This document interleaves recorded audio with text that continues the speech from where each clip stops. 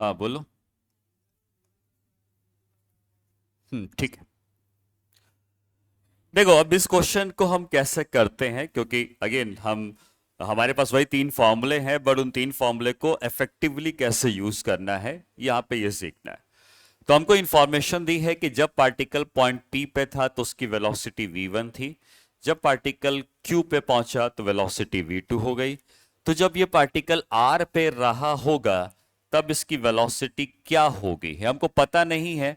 हाँ, यहाँ पे वेलोसिटी क्या होगी, तो ये वेलोसिटी जो है यही हमसे पूछी गई है।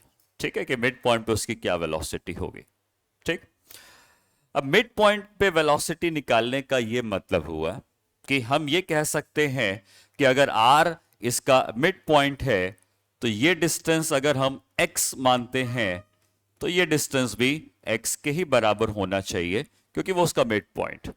ठीक है, आप x/2 भी मान सकते हैं और x भी मान सकते हैं, फर्क नहीं पड़ता है। आप 1 और 1 भी मान सकते हैं, 1/2 भी मान सकते हैं, आंसर को उससे फर्क नहीं पड़ेगा।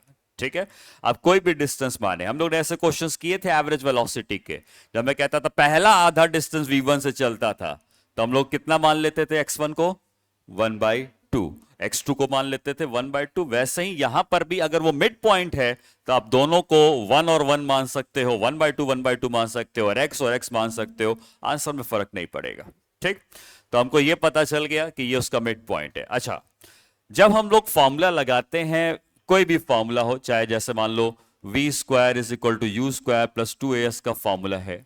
ठीक है, इस फॉर्मूले में टाइम नहीं आता है, और बाकी जो दोनों फॉर्मूले बचे हैं उसमें टाइम आता है। जैसे v = u + at, उसमें t आता है, एंड s = ut + ½ उसमें भी t आता है।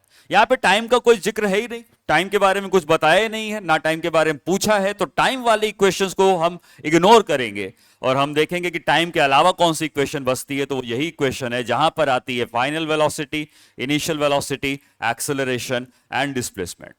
और यहां पे हमको वही दिख भी रहा है, final velocity, initial velocity, acceleration and displacement. Final और इनिशियल किसको डिफाइन करना है वो तुम्हारी मर्जी है। जैसे अगर मैं इसको इनिशियल मानता हूं तो ये फाइनल हो जाएगा, मैं अगर इसको इनिशियल मानता हूं तो इसको फाइनल मान सकता हूं। मतलब मैं जब मोशन हो रहा है, तुमने किसी कार को देखा, तुम्हारे सामने से निकल गई, तो तुम किसी भी जगह को उसको इनिशियल मान सकते हो और किसी भी दूसरी जगह को उसको फाइनल मान सकते हो। इनिशियल फाइनल कहीं से भी माना जा सकता है, वो हमारी मर्जी है। ठीक है, तो अगर मैं मानता हूं कि ये इनिशियल है और ये फाइनल है, तो यहां पे देखो क्या कांस्टेंट है इस पूरे मोशन में, एक्सेलरेशन हमेशा कांस्टेंट रहने वाला है। इसका फायदा उठाना है हमें, क्योंकि और सारी चीजें बदलेंगी। यू अलग अलग पोजीशन में, जैसे जब हम यहां से यहां मोशन देखेंगे तो इनिशियल वेलोसिटी इतनी है, लेकिन हम जब यहां से यहां मोशन देखेंगे तो इनिशियल वेलोसिटी इतनी है। तो आप मोशन को किन दो पॉइंट्स के बीच में देख रहे हो, उसके हिसाब से उसकी इनिशियल वेलोसिटी अलग अलग हो सकती है। लेकिन जो क्वेश्चंस हम लोग कर रहे हैं उसमें एक्सेलरेशन हमेशा कांस्टेंट रहने वाला है, क्योंकि ये कांस्टेंट एक्सेलरेशन का केस है। तो यहां से मैं ये लिख सकता हूं v² - u²/2s = a। और अब ये जो a है ये क्योंकि कांस्टेंट है, तो आप इस a को निकालते हैं, let's say between point p and r। p और r लिख रहा हूं, मतलब p क्या है, इनिशियल, r है फाइनल। क्या इन दो पॉइंट के बीच में मैं a की वैल्यू निकाल सकता हूं? क्या लिखेंगे, v², देखो फॉर्मूला देखना, वहां लिखा है v² - u²/2s। v कितना है, v², u कितना है, v1² s कितना है, x। मैंने एक्सेलरेशन की वैल्यू लिखी है v² - u²/2s। ठीक, क्या सेम एक्सेलरेशन में r से लेके q के बीच में लिख सकता हूं, क्योंकि एक्सेलरेशन तो सेम है, उसकी वैल्यू में तो बदल कोई चेंज आएगा नहीं। तो वही एक्सेलरेशन में फिर से लिखता हूं बिटवीन r से q के बीच में। फाइनल वेलोसिटी का स्क्वायर कितना है, v2², इनिशियल v²/2। क्या ये दोनों एक्सेलरेशन सेम है? हा? और दोनों एक्सेलरेशन अगर सेम है तो दोनों ए को आपस में इक्वेट कर देंगे तो ए हट जाएगा, और क्या हमें फिर जो भी अननोन है वो निकाल सकते हैं।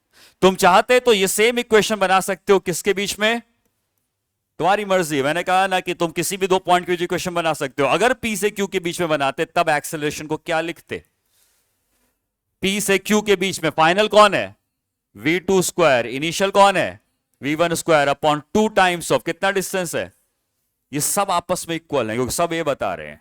तो ये तुम कहीं से भी निकालोगे हमको सेम मिलेगा, चाहे मैं P से R के बीच में निकालूं या R से Q के बीच में निकालूं या P से Q के बीच में निकालूं, सबसे ये हमको सेम मिलने वाला है। इसमें से कोई भी दो लो और आपस में बराबर कर दो, कोई भी दो। मान लेते हैं हम लोग इन दोनों ए को बराबर करते हैं, तो ये आ जाएगा v² minus v1 square by 2x is equal to v2 square minus v² by 2x। तो 2x कैंसिल हो जाएगा, v² minus v1 square is equal to v2 square minus v²। क्योंकि v निकालना है तो v वाला टर्म इधर ले जाते हैं, 2v² is equal to v1 square plus v2 square. यहां से v की वैल्यू मिल जाती है और ये याद रखोगे result v1 square plus v2 square by 2, ये इसका आंसर है। ठीक है, ये कब यूज करना है, जब मिड पॉइंट पे वेलोसिटी पूछेगा, तो अब आगे से हम मिड पॉइंट पे वेलोसिटी निकालेंगे नहीं, मिड पॉइंट पे वेलोसिटी डायरेक्टली लिखेंगे √v1 square plus v2 square by 2 के बराबर। ठीक है, और ये कॉन्सेप्ट कब लगाना है, ये कॉन्सेप्ट तब लगाना है जब आपको टाइम से रिलेटेड कोई चीज नहीं पूछेगा, आपको डिस्टेंस और वेलोसिटीज आ रही होंगी। ठीक है, डिस्टेंस और वेलोसिटीज आ रही होंगी, तब हम इस तरीके का यूज करेंगे, एक्सेलरेशन को एलिमिनेट करेंगे। एलिमिनेशन का मतलब पी आर से एक्सेलरेशन निकाला, आर क्यू से एक्सेलरेशन निकाला, दोनों को आपस में इक्वेट कर दिया, हमारे पास वेलोसिटी आ जाएगी। ठीक है, करें नोट।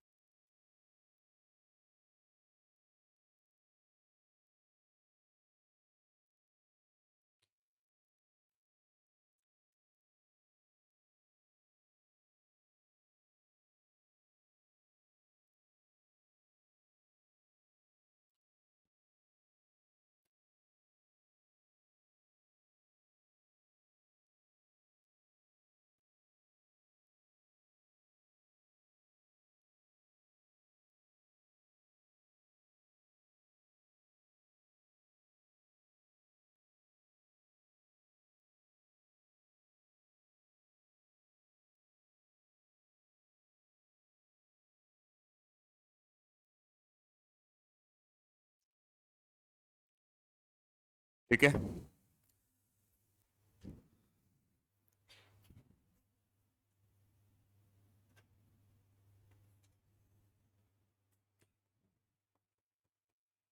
एवरेज वेलोसिटी कितनी है इस पार्टिकल की इस पूरे मोशन में, कितनी है, क्या फॉर्मूला बताया था एवरेज वेलोसिटी का, v प्लस यू बाई 2 बताया था। तो v कितना है यहाँ पे v2, u कितना है v1 बाई 2 कर देंगे, तो ये इसके मोशन की एवरेज वेलोसिटी आ जाएगी।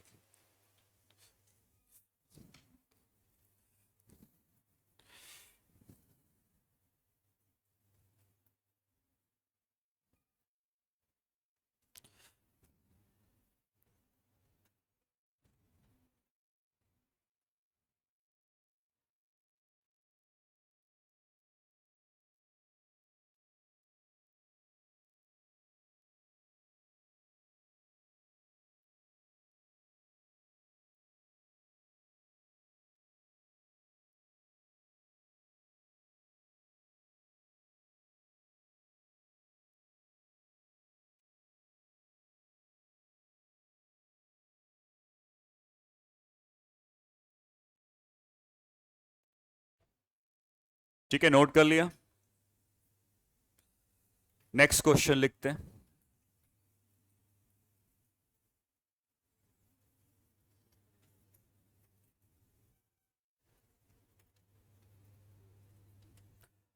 A train traveling on a straight track, a train traveling on a straight track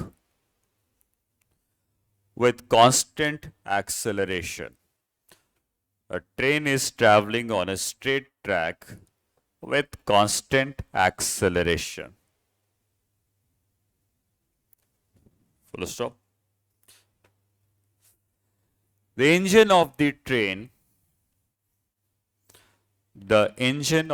train crosses a point with the speed v1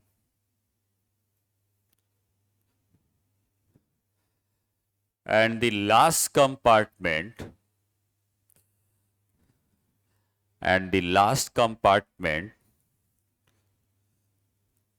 crosses the same point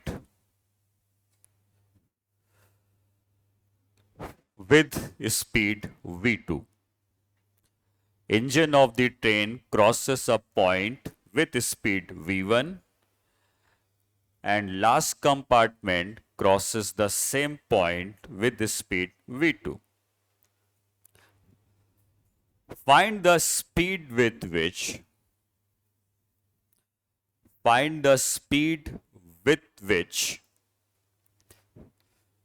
midpoint of the train crosses the same point.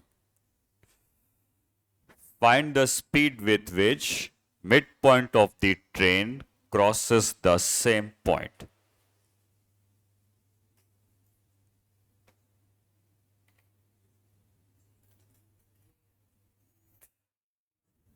हाँ बेटा, repeat करूं?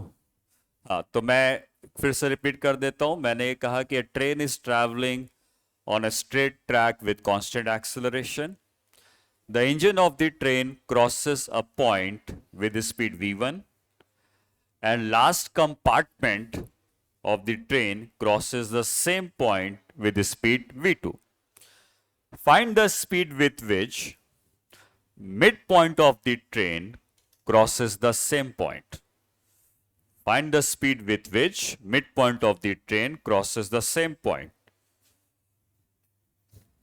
ठीक है, क्या होगा? ये answer आना चाहिए, क्योंकि अगेन सेम कॉन्सेप्ट पे क्वेश्चन बदल दिया है बट कॉन्सेप्ट वही है. अगर वो ट्रेन किसी एक पॉइंट को, अच्छा देखो मैं समझाता हूं, ठीक है? ऐसे क्वेश्चन आपको डिफरेंट तरीके से मिलेंगे. अब जैसे ट्रेन की प्रॉब्लम थी, तो ट्रेन हमको बताया गया कि एक ट्रेन है जिसका जो इंजन है, ठीक है, मान लेते हैं ये इंजन है, और ये ट्रेन एक स्ट्रेट ट्रैक पे चलती हुई जा रही है और रास्ते पे एक पॉइंट है जिसको मैं मान लेता हूं ये एक पॉइंट, इस पॉइंट को मैं पी मान लेता हूं. ठीक है, कहता है कि जब ट्रेन आगे बढ़ेगी तो कभी ना कभी इंजन इस पॉइंट को क्रॉस करेगा. जब इंजन क्रॉस कर रहा था तो उसकी स्पीड थी v1 की, लेकिन क्योंकि ट्रेन एक्सेलरेट कर रही है तो जब इंजन क्रॉस करेगा तो कम स्पीड से किया, लेकिन जब ट्रेन एक्सेलरेट कर रही है तो आखिरी पॉइंट जब क्रॉस करेगा तब तक उसकी स्पीड बढ़ चुकी होगी. तो आखिरी पॉइंट v2 से क्रॉस किया, पहला पॉइंट v1 से क्रॉस किया, तो मिड पॉइंट जब क्रॉस किया होगा तब उसकी स्पीड क्या होगी, ये पूछा गया. ठीक, आप एक काम करें, आप इसका उल्टा सोचें. आप ये सोचें कि ट्रेन रेस्ट पे, ट्रेन को मूवी नहीं कराते हैं, और ये सोचते हैं कि पॉइंट पी चलता हुआ जा रहा है. उल्टा बात एक ही है, कोई फर्क नहीं पड़ता. ट्रेन चल रही है, पॉइंट रुका है, पॉइंट चल रहा है, ट्रेन रुकी है, दोनों रिलेटिव मोशन के हिसाब से दोनों बातें सेम है. तो ट्रेन चल रही थी, पॉइंट रुका हुआ था, मैंने कहा नहीं ट्रेन को रोक दो, पॉइंट को चला दो. अब ये पॉइंट चलने लगा, पॉइंट पी आगे की तरफ बढ़ने लगा. अब ये पॉइंट पी जब आगे की तरफ बढ़ने लगा तो क्या ये इंजन को क्रॉस करेगा? कितनी स्पीड से? v1. और यही पॉइंट पी फिर यहां पहुंचेगा कितनी स्पीड से? v2. मिड पॉइंट पे जब पहुंचेगा तो स्पीड पूछी है कितनी है, क्या सेम प्रॉब्लम बन गई? ठीक है, तो हम इसको उल्टे तरीके से सोचेंगे तो थोड़ा आसान रहेगा सोचना. ट्रेन को रेस्ट में मान लेंगे, पॉइंट को मूव करा देंगे, तो वही क्वेश्चन बन गया. इंजन को क्रॉस किया v1 से, आखिरी पॉइंट को क्रॉस किया v2 से, मिड पॉइंट को क्रॉस करेगा, same answer v1 square plus v2 square by 2. ठीक है, समझ में आई ये बात?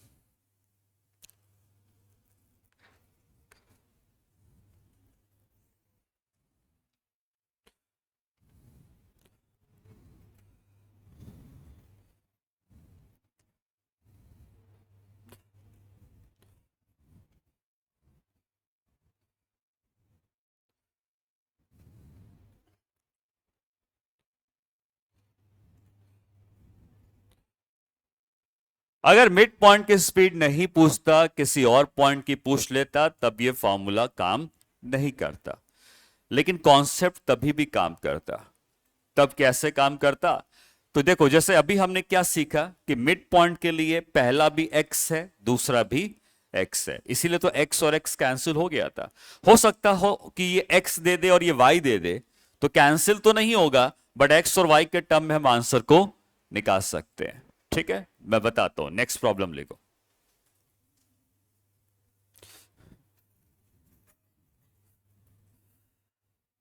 अ बुलेट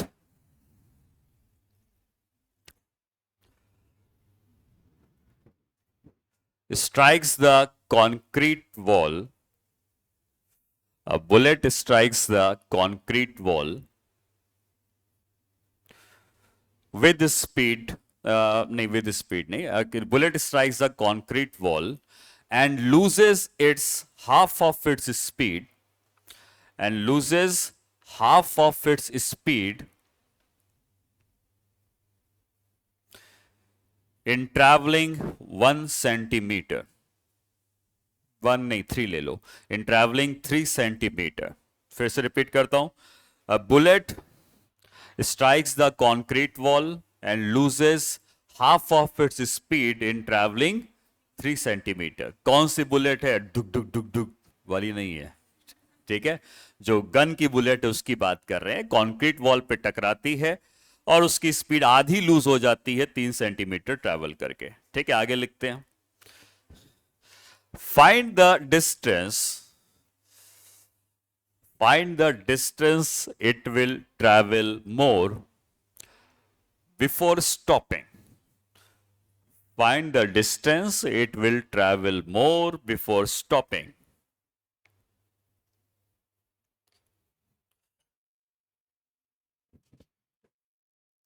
ब्रैकेट में लिखोगे assume constant retardation. Acceleration retardation की प्रॉब्लम सेम तरीके की होती है।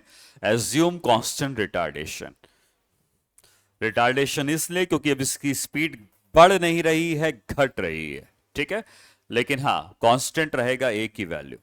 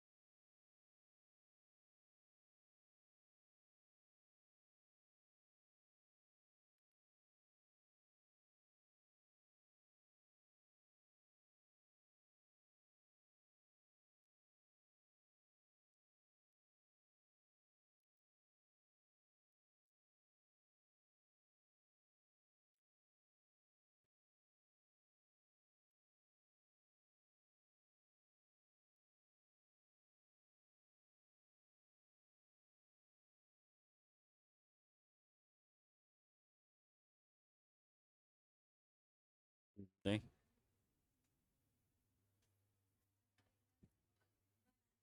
1 सेंटीमीटर आएगा। और सेम तरीका लगाना है जो हमने अभी क्वेश्चन, लास्ट क्वेश्चन जो किया, सेम मेथड से करना है। सेम मेथड से करना है, इसका मतलब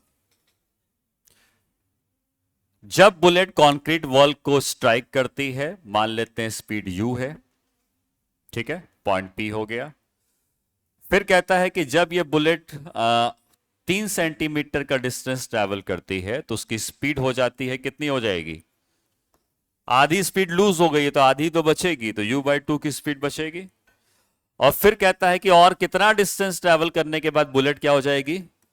रुक जाएगी। ये सवाल है। तो बुलेट अपनी आधी स्पीड लूज करती है 3 सेंटीमीटर में, तो अब कितना और चलने के बाद बुलेट रुक जाएगी? सेम तरीके का सवाल है। जैसे वहां पर पी क्यू आर 3 पॉइंट थे, यहां पर भी पी क्यू आर 3 पॉइंट्स हैं। ठीक है, मतलब आप तुम इसको आर लेना चाहो उसको आर ले लो, फर्क नहीं पड़ता है। लेकिन हाँ, कॉन्सेप्ट वही है कि हमें जो पहला सवाल किया था वही सवाल है, बस यहां पे डिफरेंस ये है कि ये दोनों एक्स आपस में इक्वल नहीं है। तो हमें करना वही है, क्या? एक्सेलरेशन की वैल्यू लिखनी है, कितनी? v square minus u square by 2s। तो v कितना है यहां पे? u बाई 2 का स्क्वायर। u कितना है? u तो u ही है, डिवाइड बाई 2 टाइम्स ऑफ 3। लिख दिया मैंने, v square minus u square by 2s। Same लिखो r से q के बीच में, r से q के बीच में v स्क्वायर कितना है? 0। u कितना है? u बाई 2 का स्क्वायर बाई 2 इंटू एक्स। समझ में आया क्या किया है? मैंने एक्सेलरेशन की वैल्यू लिखी है v square minus u square by 2s। ये मुझे एक्सेलरेशन लिखना है। एक बार एक्सेलरेशन लिखा है मैंने p से r के बीच में, और एक बार एक्सेलरेशन लिखा है r से q के बीच में। दो बार एक्सेलरेशन हमको लिखने।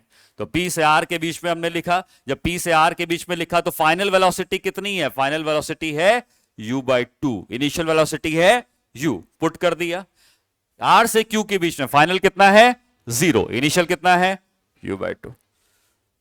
बस इतना लिखना है तुम्हें, बाकी आंसर अपने आप आ जाएगा। तो यहां पे लिखेंगे u square by 4 minus u square by 2, और 2 तो कैंसिल कर दिया हमने, 3 आएगा, और यहां आएगा minus u square by 4 divided by x.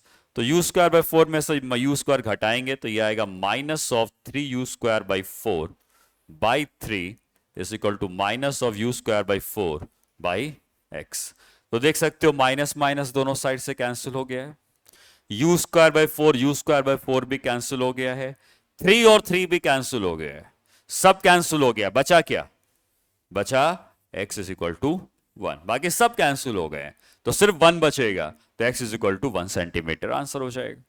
ठीक है, तो देखो तरीका वही है। मैं फिर से कह रहा हूं, इस तरीके के सवाल जहां पे टाइम नहीं, टाइम के बारे में कुछ चीजें इंपॉर्टेंट नहीं है, फाइनल वेलोसिटी, इनिशियल वेलोसिटी और डिस्टेंस से रिलेटेड जो प्रॉब्लम है उनको हम इसी तरीके से करेंगे। एक्सेलरेशन की वैल्यू पहले इंटरवल में, दूसरे इंटरवल में रखेंगे और एलिमिनेट करके जो पूछेगा वो निकाल सकते हैं। ठीक है,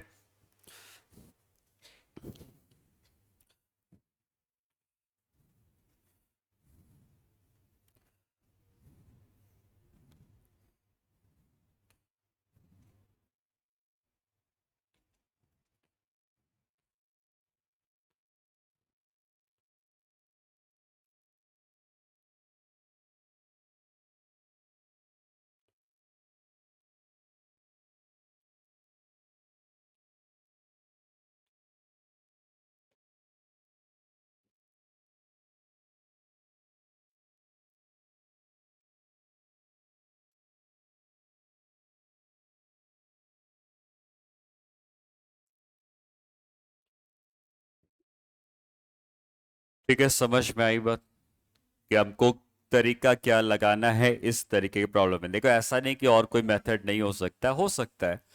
तुम यहां से एक्सेलरेशन की वैल्यू निकालोगे और उस एक्सेलरेशन को वहां ले जाके पुट करोगे। बेसिकली हमने क्या किया है, हमने इधर से ए निकाला, इधर से ए निकाला, दोनों ए को आपस में इक्वेट कर दिया, ये तरीका लगाया। ऐसा हो सकता है कि इधर से ए निकालेंगे और इस ए की वैल्यू को यहां पे इक्वेशन बना के ले जाके पुट करेंगे। तो यहां से ए निकाल के इधर पुट कर रहे हो, सेम है, वही आंसर आएगा। या सबसे आसान तरीका होगा, इधर से ए निकाला, इधर से ए निकाला, क्योंकि ए हमको पता ही नहीं है और दोनों ए को हमने इक्वेट कर दिया तो ए अपने आप हट गया और हमें जो अननोन था वो हमने निकाल लिया। ठीक है,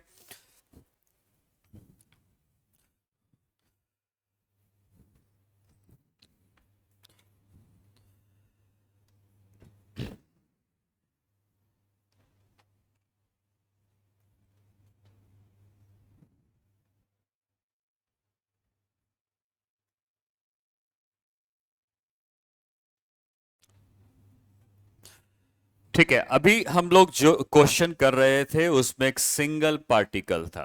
ठीक है, एक ही पार्टिकल के बारे में बात कर रहे थे। जैसे ट्रेन थी तो ट्रेन ही के बारे में सीख रहे थे, पार्टिकल था तो पार्टिकल के बारे में कर रहे थे। अब ऐसा हो सकता है क्वेश्चन में दो पार्टिकल्स आ जाएं या दो कार्स आ जाएं, ठीक है, या बस आ जाए और ट्रेन आ जाए, ऐसी कोई भी प्रॉब्लम बन सकती है। उनमें से कुछ प्रॉब्लम हम रिलेटिव मोशन के लिए छोड़ेंगे और कुछ क्वेश्चन बिना रिलेटिव मोशन के हमें यहां पे करना सीखेंगे। ठीक है, तो आप एक नेक्स्ट क्वेश्चन लिखते हैं। मैं डायग्राम बना देता हूं।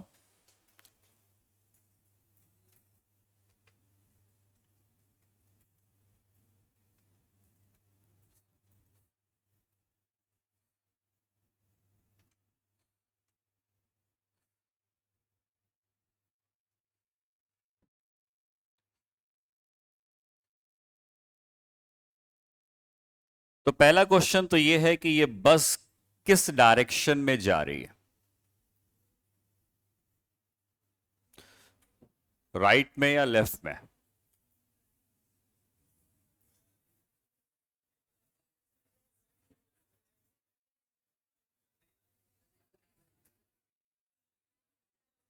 नहीं पता चल सकता? ये आईआईटी में क्वेश्चन, आईआईटी के एग्जाम में नहीं आया है, बट आईआईटी का अपना इंटरनल एक टेक्नोथलॉन करके कंपटीशन होता है, उसमें ये सवाल था और लॉजिकल सवाल है, ऐसा फालतू सवाल नहीं है। ठीक है, तो ये बस किस तरफ चल रही है वो बताना है विद रीजन।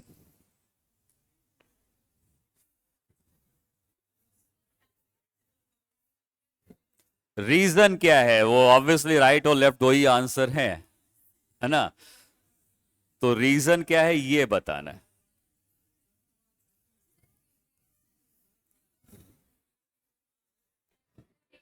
स्लोप नहीं है, मेरा डायग्राम हो सकता परफेक्ट ना बना हो, लेकिन ये रोड एकदम फ्लैट है, कोई स्लोप वगैरह कुछ नहीं है। ठीक है, और दोनों तरफ से बस देखने पर एकदम आइडेंटिकल लगती है, मतलब जैसे फ्रंट से है वैसे बैक से।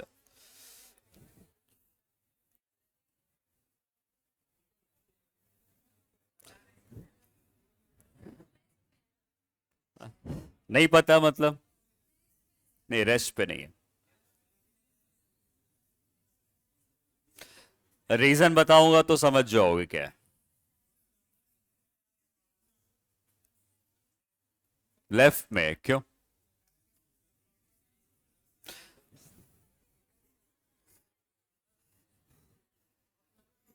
चलो रीजन सुनो। इस बस का गेट दिख रहा है, तो गेट किधर होगा? पीछे होगा। और गेट अगर पीछे होगा तो बस किधर जा रही होगी? ये आंसर है।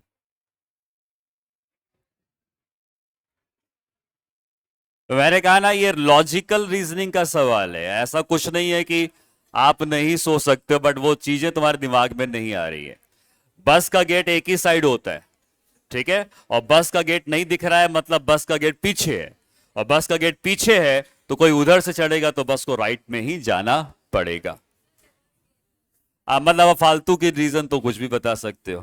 ठीक है, बट मैंने कहा ना कि आईआईटी में ऐसे लॉजिकल क्वेश्चंस आते हैं जिसका एक लॉजिक होता है।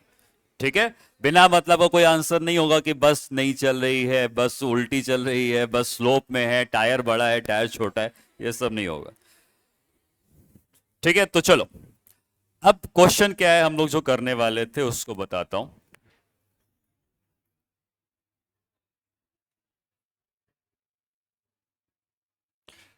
अब इसका गेट मैंने बता दिया, ये मान लो गेट इस तरफ है,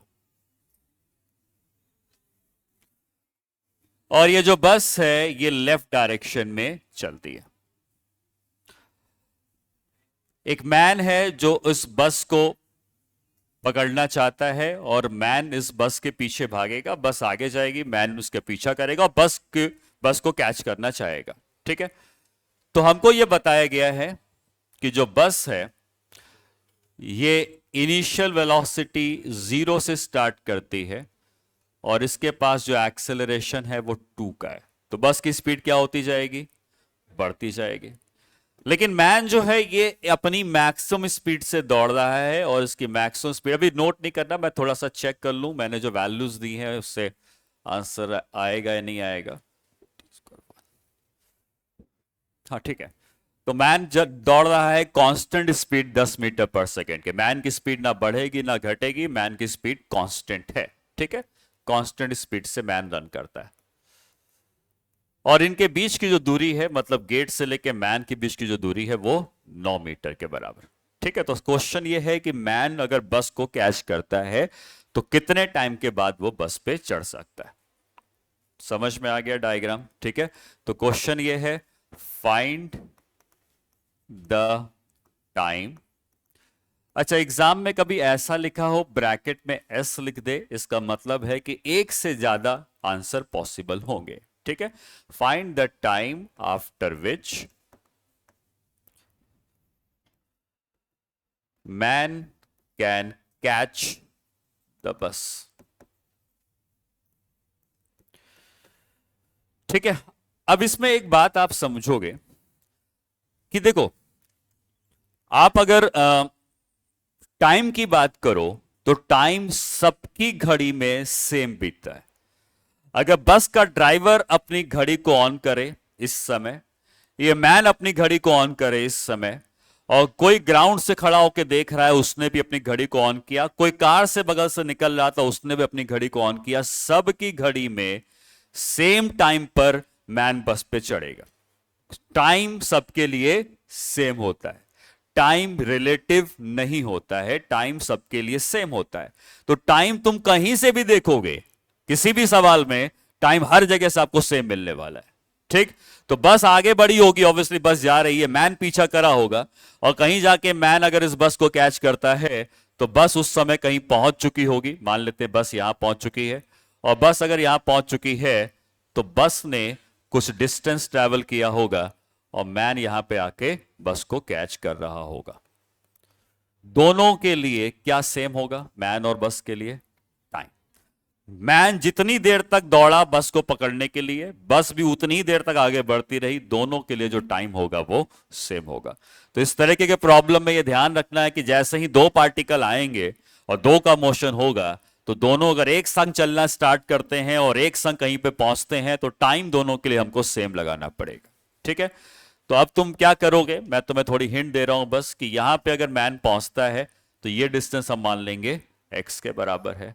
आप एक इक्वेशन बनाएंगे बस के लिए। बस के लिए कौन सी इक्वेशन बनाएंगे? क्योंकि बस का एक्सेलरेशन है तो बस के लिए हमें एक्सेलरेटेड वाली इक्वेशन बनानी पड़ेगी। और मैन कैसे दौड़ रहा है? यूनिफॉर्म मोशन से। और यूनिफॉर्म मोशन में क्या इक्वेशन होती है? बस एक ही होती है यूनिफॉर्म मोशन में, क्या?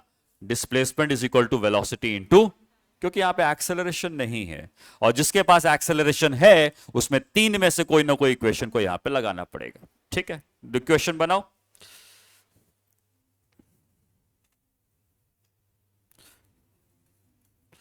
और जो जो इंफॉर्मेशन दी है वो लिख लो। ठीक है, यू ए जो भी दिया है वो लिख लो, फिर इक्वेशन बनाना आसान रहेगा।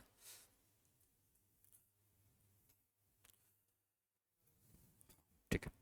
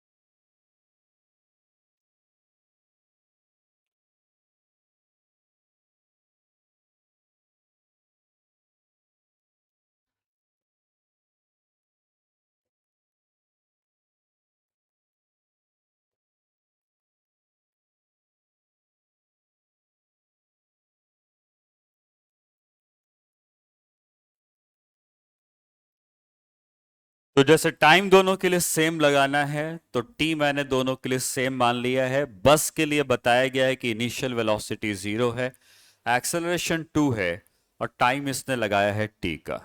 और डिस्टेंस कितना ट्रेवल किया है? बस ने कितना डिस्टेंस ट्रेवल किया है? एक्स का। इसने कितना डिस्टेंस ट्रेवल किया है? 9 प्लस एक्स का। जो इंफॉर्मेशंस दी हैं पहले आप नोट कर लें, इसके बाद आपको इक्वेशन बनाना आसान रहेगा। मैन के लिए कौन सी इक्वेशन बनाएंगे? v is equal to u plus a t नहीं बनाएंगे। क्यों? फाइनल वेलोसिटी की जरूरत ही नहीं है। आप देखें ना, ये चार कौन से में आते हैं? S is equal to u t plus half a t square में आते हैं तो वही बनाएंगे। और मैन तो कांस्टेंट वेलोसिटी से चल रहा है तो उसकी तो एक ही इक्वेशन बनेगी, s is equal to v into t, displacement is equal to velocity into time. तो जब इसकी इक्वेशन बनाते हैं बस के लिए तो हम बनाने वाले हैं s is equal to u t plus half a t square बस के लिए। तो एस की वैल्यू कितनी है यहां पे लिख देता हूं मैं, ठीक है। यहां पे मैं अगर इसकी इक्वेशन बना रहा हूं s is equal to u t plus half a t square, तो डिस्प्लेसमेंट है एक्स का, इनिशियल वेलोसिटी है 0, एक्सेलरेशन है 2 का, टाइम है टी का स्क्वायर। तो एक्स की वैल्यू कितनी आ गई, ये हमारे पास पहली इक्वेशन बनी है, ठीक है। ये हमारे पास पहली इक्वेशन बनी है बस के लिए। सिमिलरली आप मैन के लिए इक्वेशन बनाने वाले हैं, मैन के लिए इक्वेशन बनाने वाले हैं displacement is equal to velocity into time. तो डिस्प्लेसमेंट इसका है 9 प्लस एक्स, वेलोसिटी इसकी है 10 की और टाइम लगा है टी का। तो ये हमारे पास बन गई है दूसरी इक्वेशन। जब दो पार्टिकल का सवाल होगा तो दो इक्वेशन बनती हैं और उन दो इक्वेशन को सॉल्व करके हमें आंसर निकालना पड़ेगा। तो दो इक्वेशंस हैं, दो अननोन हैं। अननोन कौन कौन से हैं, एक्स अननोन है, टी अननोन है, इक्वेशन भी दो है एक्स और टी में। तो हम एलिमिनेट करेंगे या कैसे भी सॉल्व करना चाहो कर सकते हो। इस एक्स को उठाकर यहां पे रख देंगे तो एक्स हट जाएगा और एक्स को यहां रखते ही बन जाएगी equation 9 plus t square is equal to 10t, या t square minus 10t plus 9 is equal to 0। Quadratic से सॉल्व कर सकते हो t माइनस 9 या फैक्टराइज कर सकते हो t minus 1 is equal to 0। तो टाइम या तो 1 आएगा या टाइम 9 आएगा। दोनों टाइम सही हैं क्योंकि दोनों पॉजिटिव आए हैं तो दोनों आंसर करेक्ट होंगे। तो मैन बस को कैच कर सकता है 1 सेकंड के बाद भी और 9 सेकंड के बाद भी।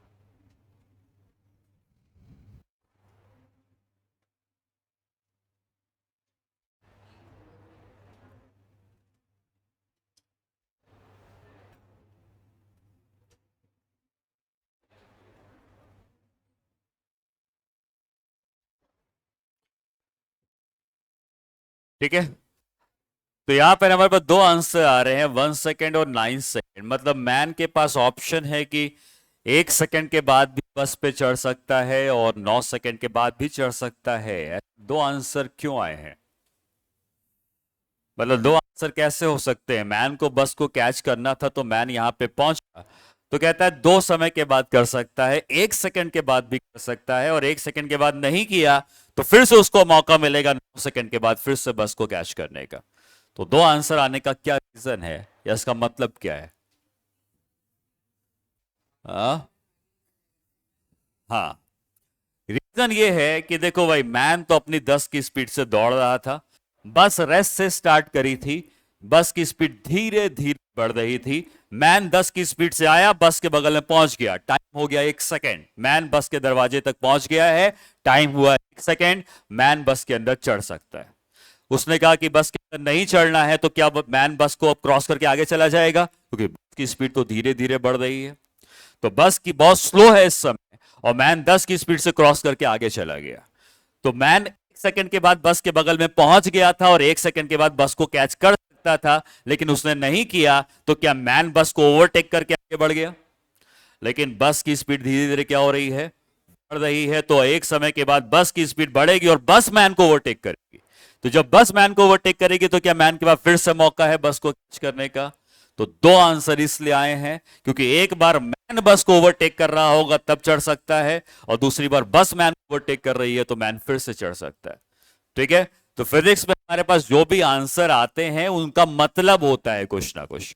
ठीक है, उनका मतलब होता है कि फिजिक्स के हिसाब से दो टाइम आने का कारण, मैथमेटिकली दो टाइम आए हैं, लेकिन फिजिक्स के हिसाब से उसके पास दो चांस मिलते हैं, जब वो खुद बस को ओवरटेक कर रहा था तब, या बस उसको ओवरटेक कर रही थी तब।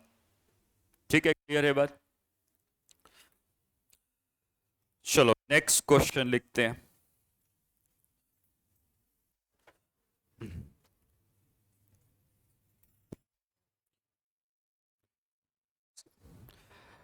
In a toy car race, in a toy car race, two cars A and B, two cars A and B starts from the same point, starts from the same point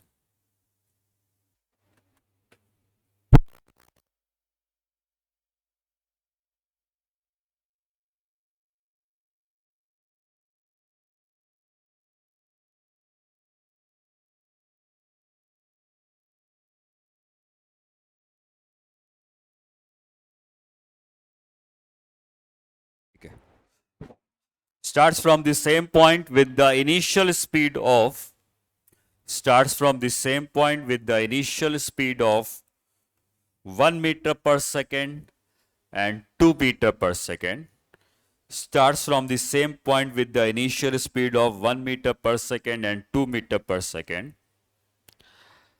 and accelerations of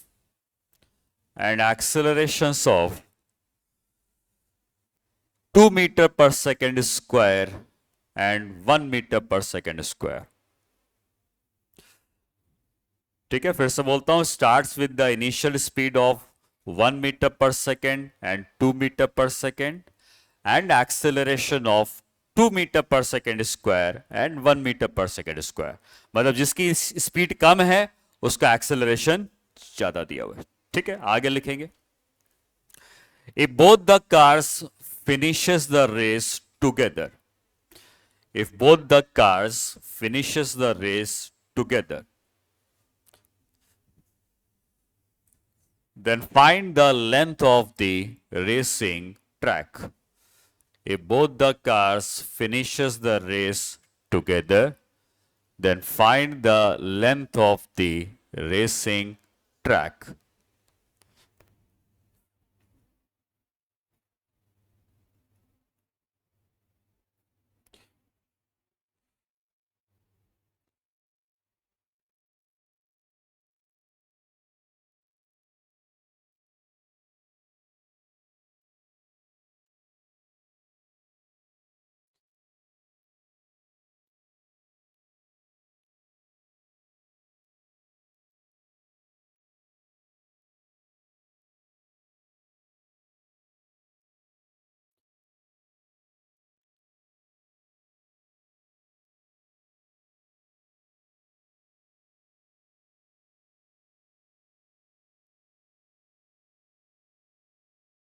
ठीक है, 6 आएगा answer.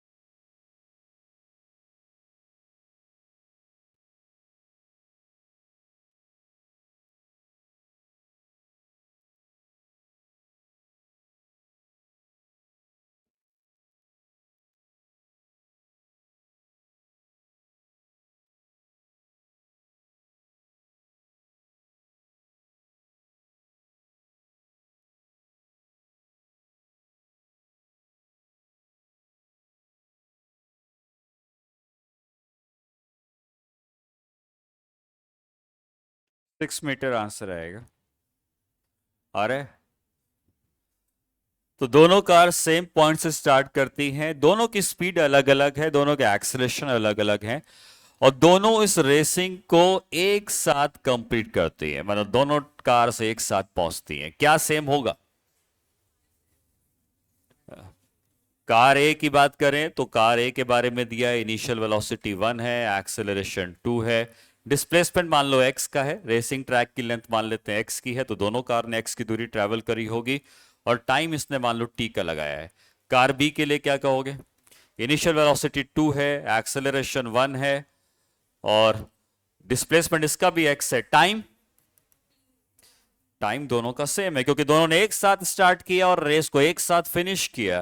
तो दोनों ने जब race को एक साथ फिनिश किया तो दोनों ने सेम टाइम कंप्लीट किया होगा। ठीक है, तो टाइम भी दोनों का सेम है।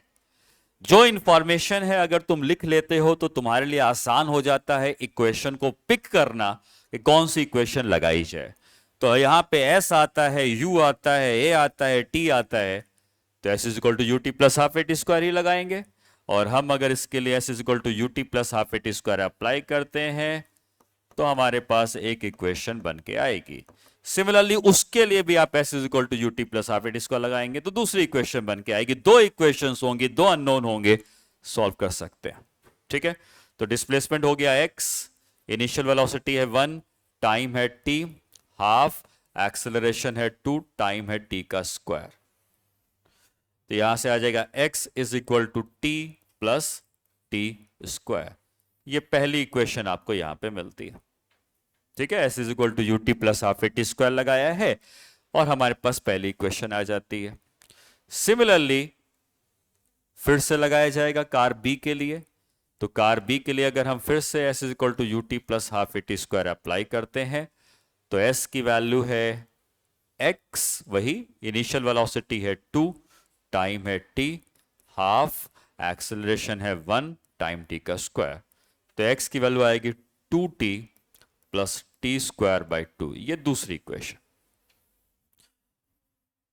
दो इक्वेशन है, दो अननोन है, सॉल्व करना है। क्या करें, कैसे करेंगे सॉल्व? दोनों x को आपस में इक्वेट कर देंगे तो क्या x हट जाएगा? तो दोनों के x, इसका x और उसकी वैल्यू जो x की आई है, दोनों को इक्वेट कर दोगे तो हम यहां पे लिख सकते हैं जो t प्लस टी स्क्वायर है, sorry t plus t square है, वो है equal to 2t plus t square by 2। ठीक है, टी स्क्वायर बाई 2 इधर ले आते हैं, T square minus T square by 2, और टी इधर ले जाते हैं तो ऐसा हो जाएगा t square by 2 is equal to t. T कितना आ जाएगा? 2 सेकेंड, टाइम आ गया 2 सेकेंड, और इस टाइम की वैल्यू को उठा के तुम यहां पे रख दोगे तो x आ जाएगा। ठीक है, तो x is equal to t plus t square था, तो x is equal to 2 plus 2 का स्क्वायर, तो x इज इक्वल टू 6। इसका आंसर हो जाएगा। ठीक है, तो हमें पहले दोनों के लिए s is equal to u t plus half a t square लगाया, दो इक्वेशंस बन गई, दोनों से हमने सॉल्व किया। लास्ट क्वेश्चन भी ऐसे ही था, लेकिन लास्ट क्वेश्चन में दोनों के पास एक्सेलरेशन नहीं था, सिर्फ बस के पास था, तो बस के लिए तो यही लगाया था। मैन कांस्टेंट वेलोसिटी से चल रहा था, तो उसके लिए हमने यूज किया था displacement is equal to velocity into time. तरीका यही था कि दोनों के लिए इक्वेशन बनानी है और हमें फाइंड आउट करना है जो भी अननोन होगा। ठीक है,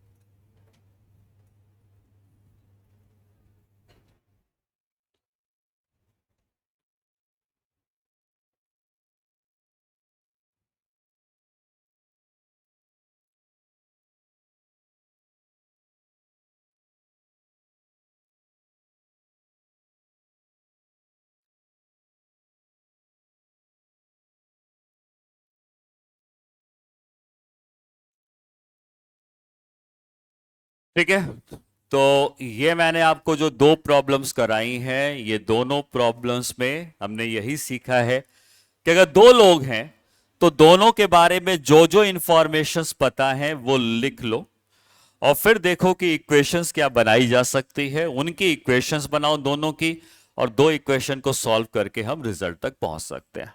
ठीक है, अब ऐसे मैंने दो प्रॉब्लम्स कराई हैं, बन तो हजारों प्रॉब्लम सकती है, बट अगेन कॉन्सेप्ट सेम रहेगा। दो पार्टिकल की प्रॉब्लम में दोनों के लिए इक्वेशन बनानी है और अननोन को हटा के एलिमिनेट करके जो पूछा गया वो निकाल सकते हैं। ठीक है, कर लिया नोट सबने? ठीक है, अगला पढ़ते हैं हम लोग। Distance travelled in nth second.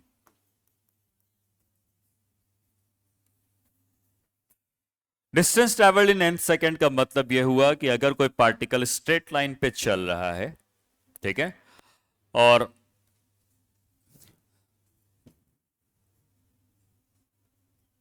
यहां पे जो टाइम था वो 0 था, यहां पे टाइम हो गया 1 सेकेंड, यहां पे टाइम हो गया 2 सेकेंड, टाइम हो गया 3 सेकेंड, इस तरीके से टाइम आगे बढ़ता जा रहा है, ठीक है। और ऐसा करते करते कभी ना कभी टाइम होगा n-1 सेकेंड, और यहां पे टाइम हो जाएगा n सेकेंड। तो n का मतलब कोई भी हो सकता है, कोई भी नंबर हो सकता है, 7, 8, 9, 10, कुछ भी हो सकता है। और डिस्टेंस ट्रैवल इन nth सेकेंड का मतलब क्या हुआ? nth सेकेंड और n सेकेंड्स में अंतर है, पांचवा सेकेंड और 5 सेकेंड में अंतर है। पांचवा सेकेंड का मतलब क्या हुआ, या चौथे सेकेंड का मतलब क्या हुआ? 3 से 4 के बीच का जो इंटरवल है ये 4th सेकेंड है। और 4 सेकेंड्स का मतलब स्टार्टिंग से लेके अब तक का टाइम 4 सेकेंड है, वो 4 सेकेंड्स कहा जाएगा, और इसको कहा जाएगा 4th सेकेंड। दोनों में अंतर समझ में आया? ठीक है। टोटल टाइम अगर बताना है तो मैं कहूंगा कि टोटल टाइम यहां तक 4 सेकेंड का बीत चुका है, तो 4 सेकेंड का मतलब स्टार्टिंग से अब तक 4 सेकेंड है। लेकिन जब कहा जाएगा 4th सेकेंड, तो 4th सेकेंड ये इंटरवल है जो 3 से 4 के बीच का रहेगा। ये है 4th सेकेंड, ये है 3rd सेकेंड, ये है 2nd सेकेंड, और ये है 1st सेकेंड। वैसे ही कभी ना कभी nth सेकेंड भी तो आएगा। तो nth सेकेंड का मतलब क्या हुआ कि जब टाइम n सेकेंड हो गया, उसके पहले 1 सेकेंड पहले टाइम कितना हो रहा होगा? n-1। तो n-1 से n के बीच का जो इंटरवल है ये nth सेकेंड है, ठीक। और हमें इस इंटरवल का डिस्टेंस पता करना है, ठीक है। तो इनिशियल वेलोसिटी हमको पता है u है, एक्सेलरेशन पता है a है, और हमको वो पता करना है। तो हम इसके डेरिवेशन में तो नहीं जा रहे हैं, बट मैं तुमसे अगर मैं पूछूं कि ये कैसे निकालोगे, ये कैसे निकाला जाएगा, तो क्या करोगे? हमको ये निकालना है।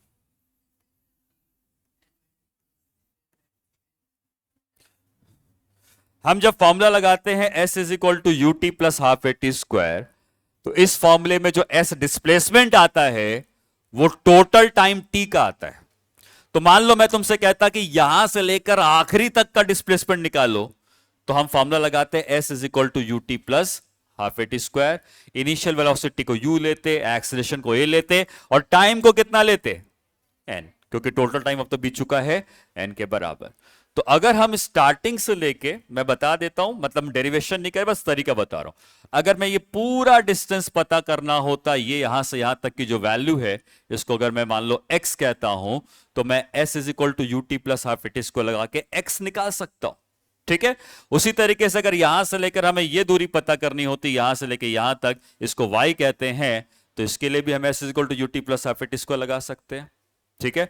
तो अगर हम s is equal to u t plus half a t square का फॉर्मूला लगाना चाहते हैं, तो बताओ x को क्या लिखेंगे? u, टाइम कितना बीता है x के लिए? n seconds. देखो टोटल टाइम कितना हो चुका है? n second, plus half a, time कितना हो गया है? समझना, ये जब हम s is equal to u t plus half a t square लगाते हैं तो टोटल डिस्टेंस आता है, स्टार्टिंग से लेके एंड तक का टोटल डिस्टेंस आता है। वैसे ही अगर y निकालना होता तो क्या करते हैं? u t, टाइम कितना हो गया है? n-1 plus half a n-1 का स्क्वायर। अगर तुमको x पता है, y पता है, तो ये निकाल सकते हो। कैसे? x में से y को घटा देंगे, आ जाएगा। और जब हम x में से y को घटाते हैं तो हमें आ जाता है distance travelled in nth second, ठीक है, जो आ जाएगा x माइनस वाई। मैंने कहा ना हम लोग डेरिवेशन में नहीं जा रहे हैं, क्योंकि अगेन हमको सिर्फ फॉर्मूले से ही मतलब है। तो ये आ जाता है u plus a by 2 times 2n-1। ये डिस्टेंस ट्रैवल इन n सेकेंड का फॉर्मूला है, ठीक है। इस फॉर्मूले के हिसाब से अगर किसी सवाल में कहता है कि find the distance travel in 5th second, n को 5 रख देंगे, 5 सेकंड का डिस्टेंस आ जाएगा। Find the distance travel in 17th second, n को 17 रख देंगे तो 17वें सेकंड का डिस्टेंस आ जाएगा। ठीक है, तो जो भी 1 सेकंड के इंटरवल का डिस्टेंस पूछेगा वही एन को रख के हम डिस्टेंस को निकाल सकते हैं। ठीक है, करें नोट।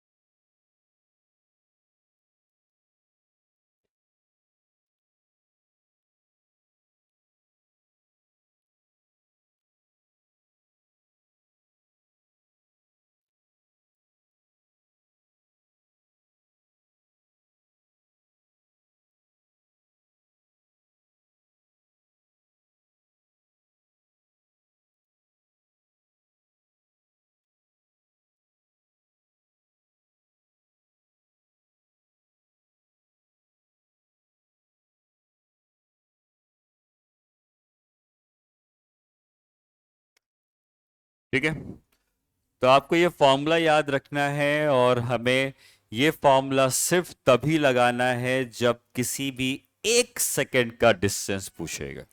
ठीक है, ये फॉर्मूला सिर्फ 1 सेकंड के इंटरवल के लिए ही काम करता है। तो 1 सेकंड के इंटरवल के लिए को अगर पूछता है तो हम ऐसे कर सकते हैं।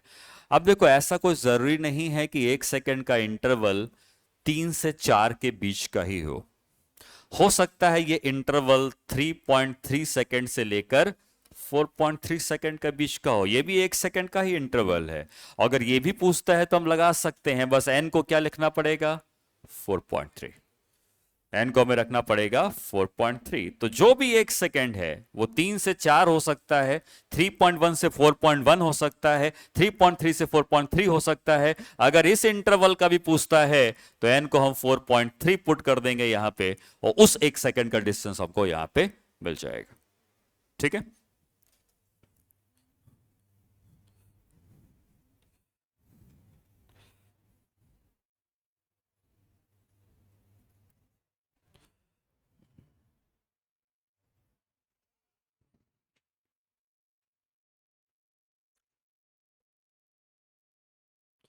क्वेश्चन लिखेंगे।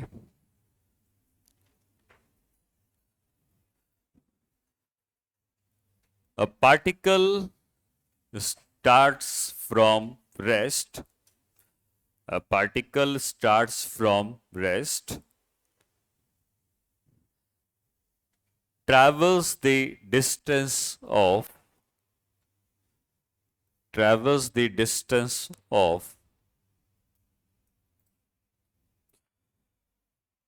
45 meters 45 meters in 10th second. Travels the distance of 45 meters in 10th second. Find the distance traveled. Find the distance traveled in the 17th second. Find the distance traveled in the 17th second.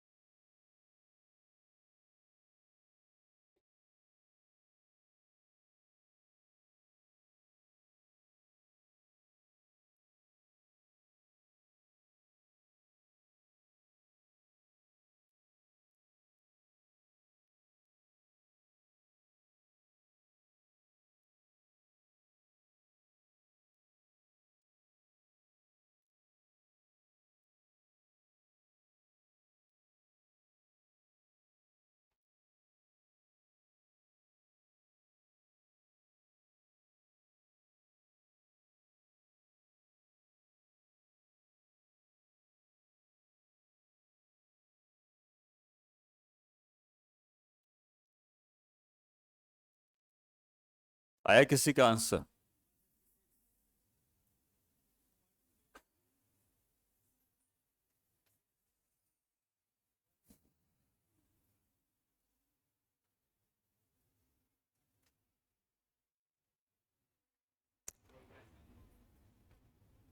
ठीक है,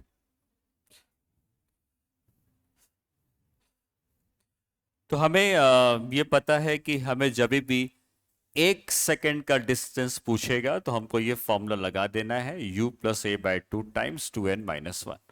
1 second के लिए formula काम करता है। ठीक है, हमको ये तो बता दिया है कि उसकी इनिशियल वेलोसिटी 0 है, ये तो बता दिया है, particle starting from rest. But acceleration के बारे में कोई इंफॉर्मेशन हमको नहीं पता है। तो जब एक्सेलरेशन के बारे में नहीं पता है तो हमको जब ये डिस्टेंस निकालना होगा तो ए निकालना जरूरी है। एन तो हमको बताएगा 10 सेकेंड 17 सेकेंड, ये तो बताएगा, लेकिन जब तक ए नहीं आएगा तब तक आंसर नहीं आएगा। और ए निकालने के लिए तुमको उसने बताया है कि जब हम 10th सेकेंड की बात करते हैं तो 10th सेकेंड में वो कितना चल रहा है, 45।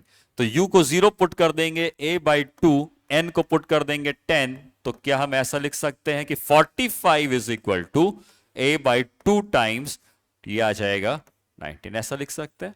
क्योंकि 10th सेकंड में हमको बता दिया कि 45 मीटर वो चलने वाला है। तो 10th सेकंड में 45 चलने वाला है, तो जब n को मैं 10 रखूंगा, जब n को मैं 10 रखूंगा तो डिस्टेंस को कितना रख दिया जाएगा, 45।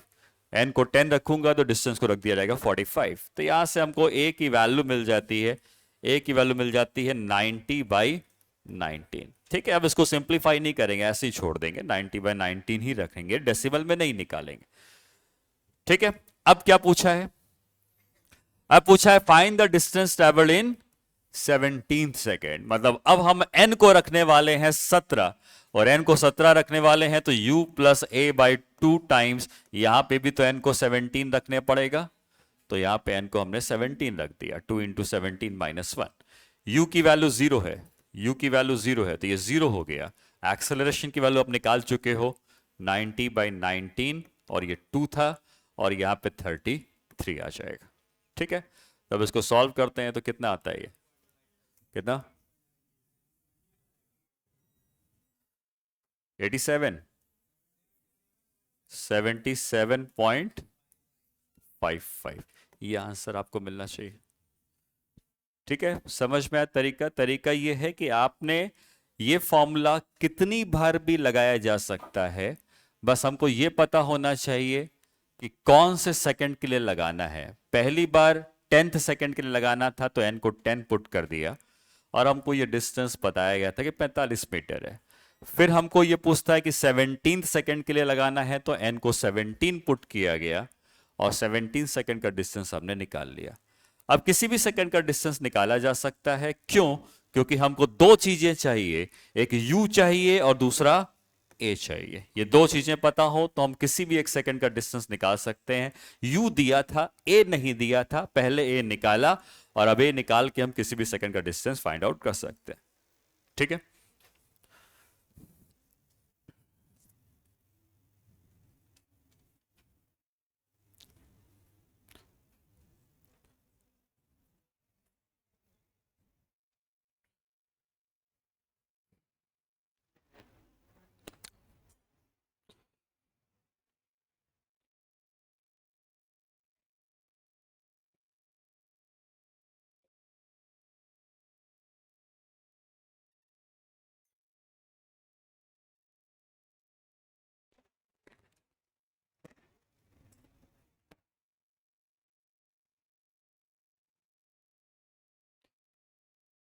ठीक है, अब क्या बचता है, इक्वेशन ऑफ मोशन पे ही हम डिफरेंट टाइप के क्वेश्चंस कर रहे हैं, लेकिन ये एक अलग से टॉपिक होता है जिसमें हम n सेकंड का डिस्टेंस निकालते हैं। नेक्स्ट क्लास में हम लोग ये कैलकुलेट करेंगे कि अगर इक्वल टाइम इंटरवल होगा, सेम टाइम इंटरवल, तो जब तुम एक्सेलरेट करते हो तो क्या पहले सेकंड में जितना चलते हो उतना ही अगले सेकंड में चलते हो? तुमने स्कूटर स्टार्ट करी, पहले 1 सेकंड में कुछ दूरी गए, लेकिन उसके अगले सेकंड में क्या डिस्टेंस ज्यादा ट्रेवल कर लोगे? क्यों? क्योंकि स्पीड तुम्हारी बढ़ चुकी है। तो सेम टाइम इंटरवल पे डिस्टेंस का रेशियो क्या होता है, ये सीखेंगे। और दूसरा ये सीखेंगे कि अगर हमें सेम डिस्टेंस चलना है, पहला 1 मीटर चले, एक्सेलरेट करके जा रहे हो, पहला 1 मीटर चले कुछ समय लगेगा, अगला 1 मीटर चलने में क्या उससे समय कम लगेगा या ज्यादा लगेगा? कम लगेगा, क्योंकि स्पीड क्या होती जा रही है? बढ़ती जा रही है। तो सेम डिस्टेंस चलने में टाइम का रेशियो और सेम टाइम पर डिस्टेंस का रेशियो दो अलग अलग चीजें हैं। सेम टाइम इंटरवल दे दिया जाए, पहला 1 सेकेंड, फिर 1 सेकेंड, फिर 1 सेकेंड, तो डिस्टेंस का रेशियो क्या आएगा? और दूसरा हम लोग पढ़ेंगे कि सेम डिस्टेंस दे दिया जाए कि पहला भी 1 मीटर है, दूसरा भी 1 मीटर, तीसरा 1 मीटर, तो टाइम का रेशियो क्या आएगा? ठीक है, इसको कल पढ़ते हैं।